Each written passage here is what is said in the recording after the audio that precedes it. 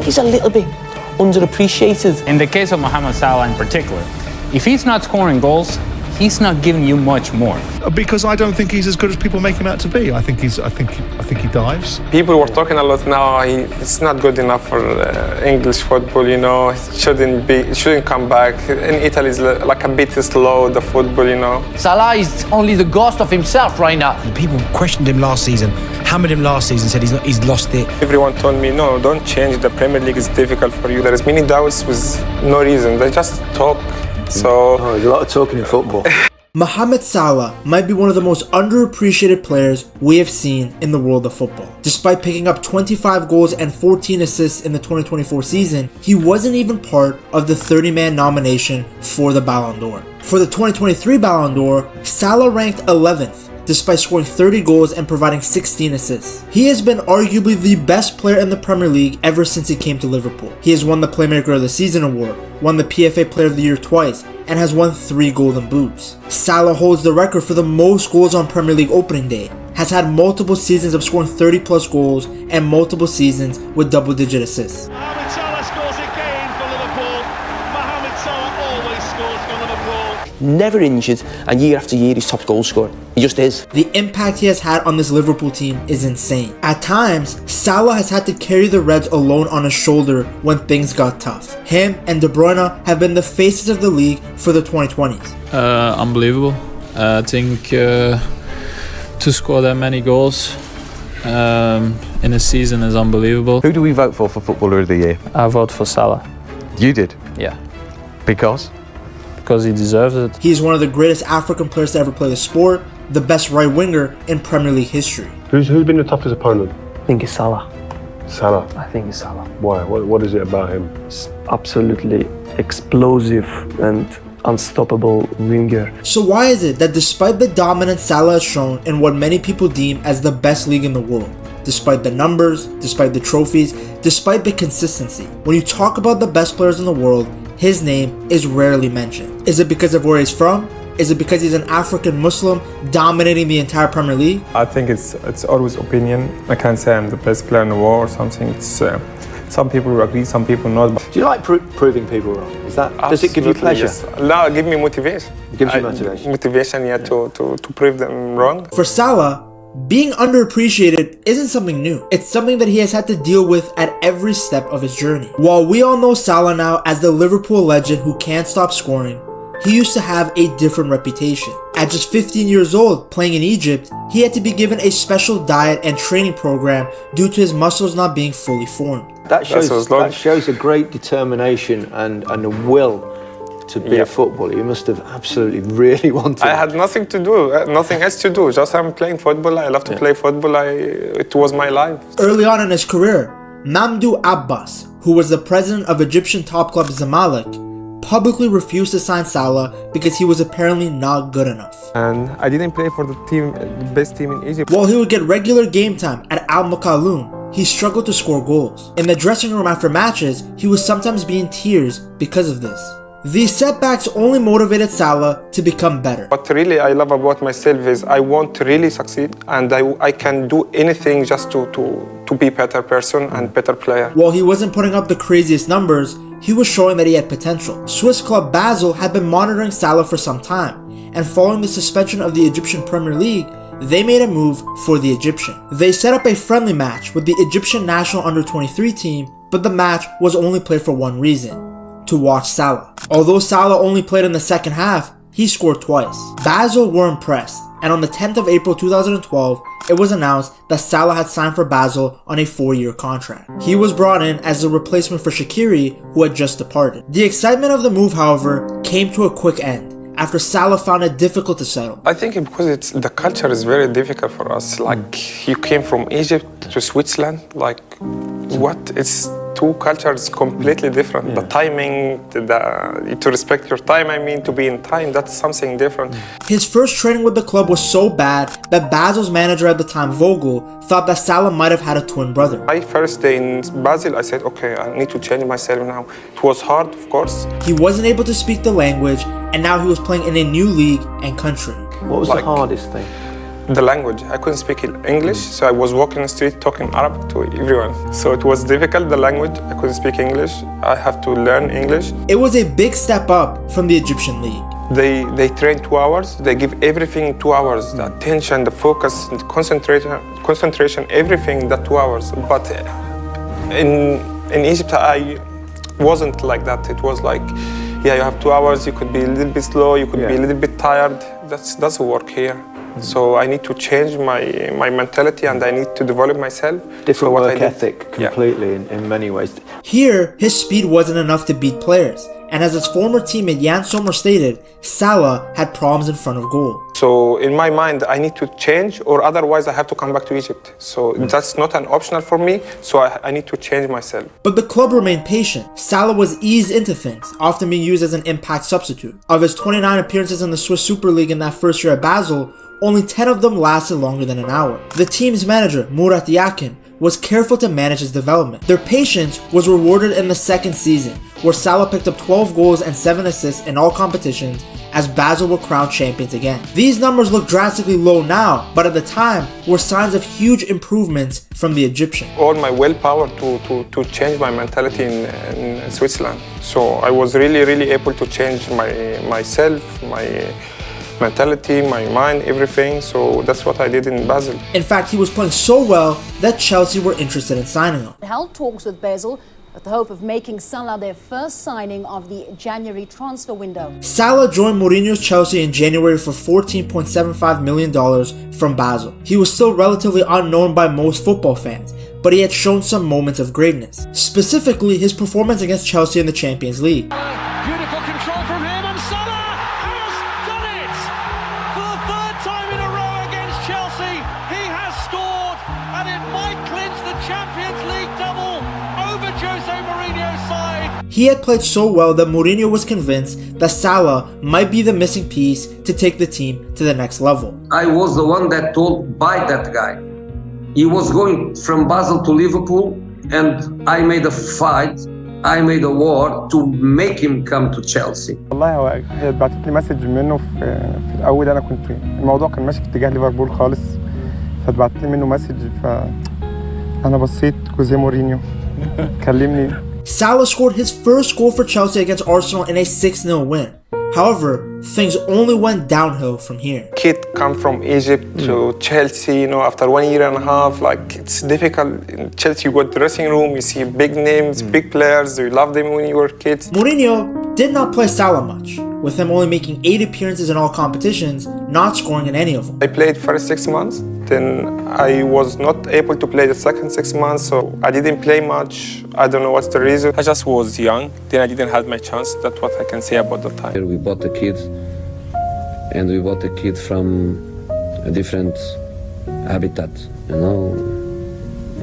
Egyptian player playing in Switzerland. We knew that the kid was going to need time.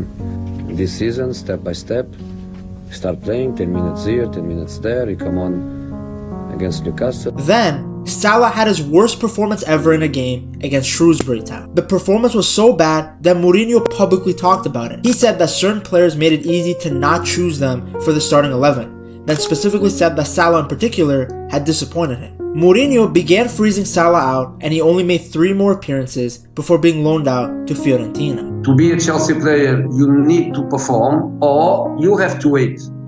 You have to wait. He didn't want to wait. He wanted to go on loan. Mentally, after I was not playing, it was very difficult for me mentally. I said to myself, I need to leave. I said to myself, I need to change everything. I need to change the culture. I need to change the football. So that's the time to go outside England. Now, some people might blame Chelsea for Salah not developing.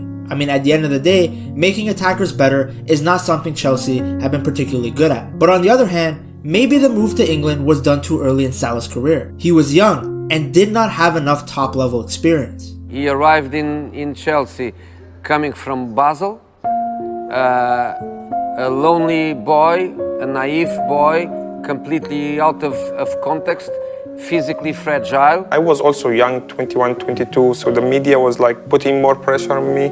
Then I couldn't handle that, and It was really difficult because as a star in Egypt and like 100 million is looking at you and writing everything about you, and probably most of the time they write something fake. At Fiorentina though, Salah looked good, certainly a lot better than the version of him we were seeing at Chelsea. He made his first start for Fiorentina on the 14th of February against Sassuolo, scoring his first goal for the club in the 30th minute. He then provided an assist to Babacar just 2 minutes after scoring. The match ended in a 3-1 win for Fiorentina. He scored in the Europa League against Tottenham, scored both of Fiorentina's goals in a 2-1 win against Juventus in the Coppa Italia, and scored the winner against Inter in the league. Despite joining the club halfway through the year, Salah was shining. Fiorentina tried to make the loan move permanent, but Salah refused, and instead joined Roma on loan. Salah really must have loved Italy because he continued to shine, picking up 15 goals and 7 assists as Roma finished 3rd in Serie A and qualified for the Champions League. He was named Roma's 2015-2016 Player of the Season. The loan spell had gone so well that Roma signed Salah on a permanent deal. Salah rewarded their decision by getting even better as he picked up 18 goals and 15 assists in all competitions. Roma finished second, just 4 points behind Juventus, but Salah had shown unbelievable progress. Ultimately, his time in Italy was a blessing. Fiorentina and Roma made him better both physically and mentally. Italy, Fiorentina and Roma, of course, and you really established yourself. And then he goes to Italy, he has the experience of Fiorentina, he has the experience of Rome. When he comes back to England, he comes completely adapted to the high-level European football with more understanding of the game, physically much stronger. You can see his body, his fitness much stronger and much more confident. A player who was criticized for his inability to be clinical in front of goal now had 2 seasons in a row with double-digit goals. Many people were saying that about, he couldn't finish well, he didn't do that, he didn't do that. I built a field, goal, and balls, and coins and everything. I was talking every day. Practice every day. This was the player Chelsea had hoped to get when they signed him from Basel. With Salah's reputation transforming after his time in Italy, Liverpool came calling. Since I left in Rome, I don't know which club, but when I had Liverpool, I said, okay, I have to come back to England. And that's why when I was in Rome and there's talk between the clubs, and they will say, I will go there, I would love to play there. The atmosphere is unbelievable. I want to come back to England to prove people wrong. While Salah's play had drastically improved from his time at Chelsea, a lot of people at the time still doubted the signing. In people's eyes, he was still a Premier League reject, and despite getting 34 goals and 22 assists at Roma, nobody knew if he could keep the same numbers in England. It's like many doubts. Like the people were talking a lot now. It's not good enough for English football. He shouldn't come back. In Italy, it's like a bit slow, the football. So for Liverpool to spend that sum of money on someone that has already failed to prove himself in the Premier League looked like a bit of a dud to me. If everybody's fit at the start of the season, I didn't think he might not get in the team because you were looking at Coutinho, Firmino and Mane. After all, even in that great second season at Roma, at one point, Salah had gone 2 months without a goal. There were even reports that Salah was not the player Klopp wanted. And Jurgen Klopp's quite open about this. He didn't want to sign Mo Salah. He wanted to sign Julian Brandt. But Salah was determined to silence his doubters on his return to England. Just to come back to England, it was in my mind very clear. In my mind, I was like, it's my league, I will come back. I will come back and for sure I will succeed here. But when I came here, I had also 2 great seasons in Rome. Everyone told me, no, don't change. The Premier League is difficult for you. But it's always in my mind to come back. In his opening game, he scored against Watford. The gentleman alongside you scored today. He was also involved in a penalty. What did you think of his overall contribution? Yeah, brilliant. He's been brilliant since he come in pre-season. He's shown what he's all about, scoring goals. Linking up with the forward men and doing his defensive duties as well. So he was fantastic again today and deserves man of the match. Just 12 days later, he would score his first goal at Anfield against 1899 Hoffenheim. Then he scored and assisted in a 4-0 win over Arsenal. He was starting to silence his haters in the very first month. Then in November of 2017, he went face-to-face with the team that got rid of him. Chelsea. This was the same Chelsea team that had won the league the previous season, but Salah positioned himself at the right place at the right time, scoring against them. Out of respect for his former club, he didn't celebrate. But everyone in that stadium knew that this was not the same Salah who had come to the Premier League 4 years ago. The Chelsea fans were even more sad that they had lost to a player that they got rid of. Salah began to rise to the top of the Premier League top scorer charts after scoring twice against Stoke, scoring against Bournemouth, and scoring 4 goals against Watford. But the real moment, I think, when it looked like they'd got a world beater, when it looked like they got an incredible player, I think was the Watford game, mid-March, where he scored 4 goals. He became the joint second fastest player to reach 20 goals for Liverpool, doing it in 26 appearances. Don't think he just scored against the weaker teams either.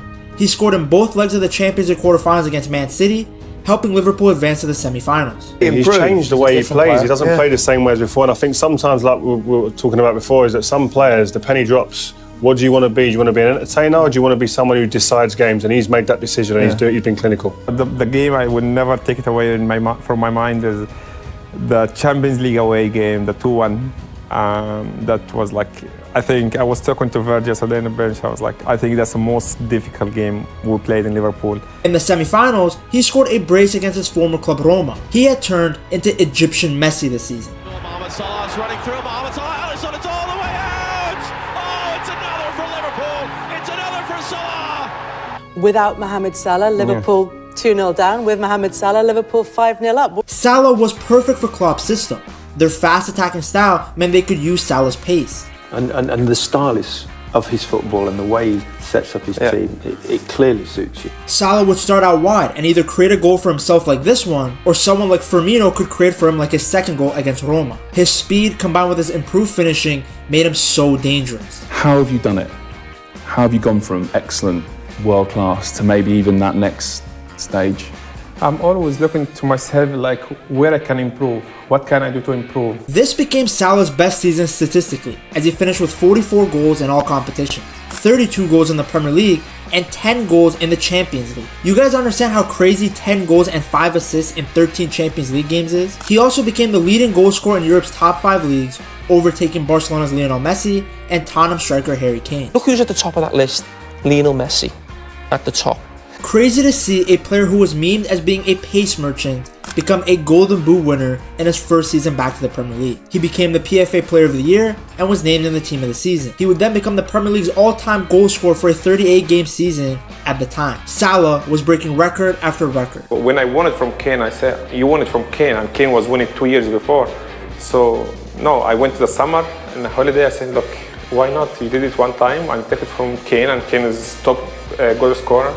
So give it a try on the second one. His success continued as Liverpool made it to the Champions League final. Real Madrid were the last obstacle standing between Liverpool and the Champions League. Liverpool fans were confident that with Salah playing at a Ballon d'Or level, along with Sadio Mane, they would achieve the ultimate prize. But then everything changed in the 30th minute. Sergio Ramos grabbed Mo Salah and tackled him to the ground. This literally looks like a finishing move in WWE. While dragging him down, Ramos dislocated Salah's shoulder. Salah at first tried to carry on, thinking he could still play. I felt something. I just felt something strange in my body when I felt in my shoulder. So I said, hopefully it's not serious. So the doctor came in, then I go out, then I say, okay, now it's fine, I can move it. But when I was running, I just felt something like too much. Yeah. But he couldn't continue and left the field in tears. Real Madrid ended up winning the final, putting a sad ending to a historic season for Salah. Disappointed moment in my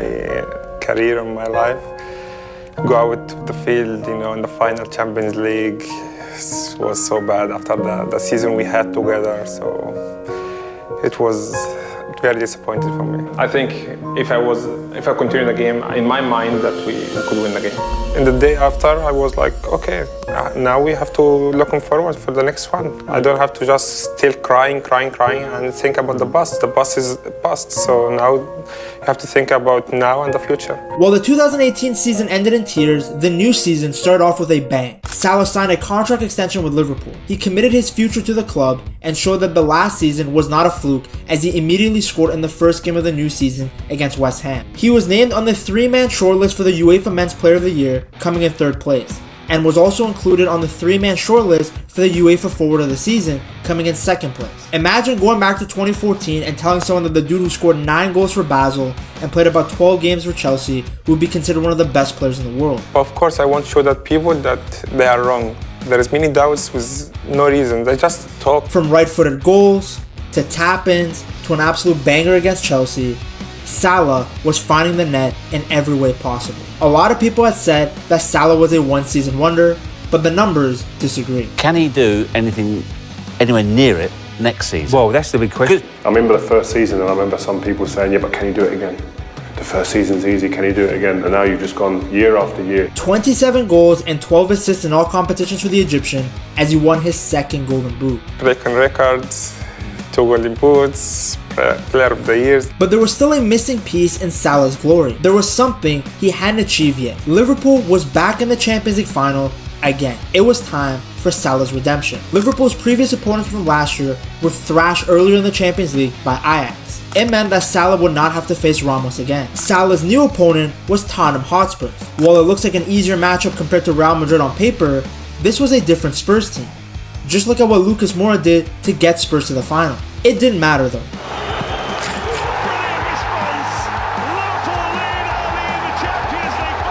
While the final wasn't the most entertaining, this was a massive moment of redemption for the Egyptian.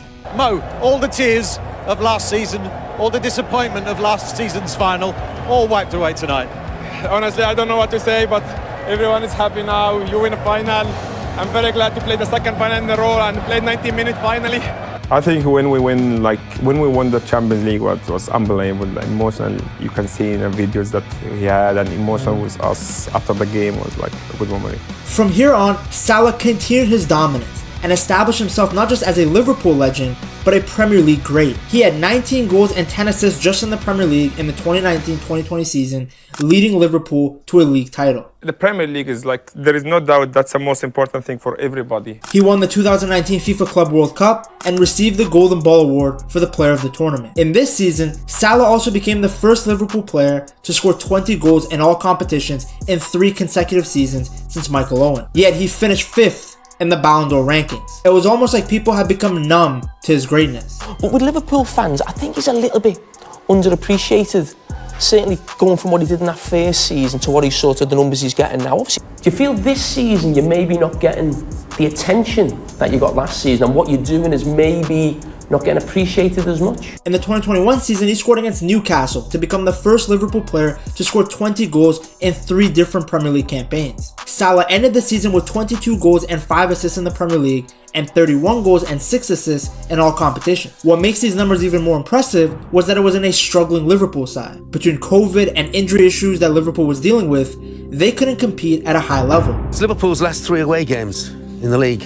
They lost 3-1 at Brentford, 3-0 at Brighton, 3-0 at Wolves. I mean, they've lost the fear factor, haven't they? Oh, 100%. 100%. There's no doubt about that, yeah. But at this moment, this Liverpool team are, a shadow of what they've been. Salah was the only consistent part of the Liverpool team that season.